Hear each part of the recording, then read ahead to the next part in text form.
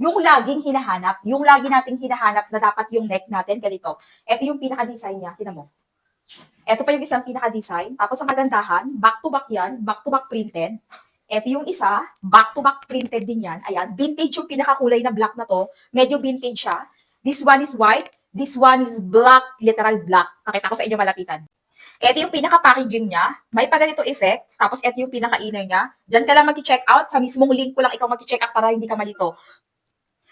Yung pinaka-manggas ng ating product. Yung bandang manggas, babe, naka-engrave dyan yung mismong brand. Ayan. Tapos tingnan nyo naman yung dahil ko sinasabi. Oh, doble yung tahi. Tingnan nyo yung pinaka-tela ng product natin sa malapitan.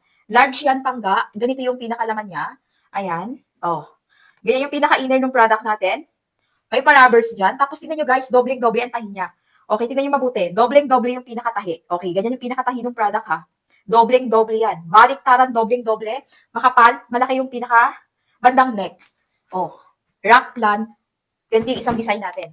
Black color. Ito naman yung vintage color natin. Same din sila. Tingnan nyo guys, dobleng-doble din yung tahi niyan.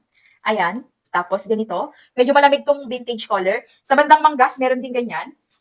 Tapos yung white one natin, grabe. Panalo din yung white one natin. Same din sila. Large din. Ayan. Oh, tingnan nyo mabuti. Naka-zoom in ako ah. Naka-zoom in yan pangga oh. Naka-zoom in ah. Ayan. Tapos yung bandang manggas, yes, meron din. Diyan lang kayo sa link ko.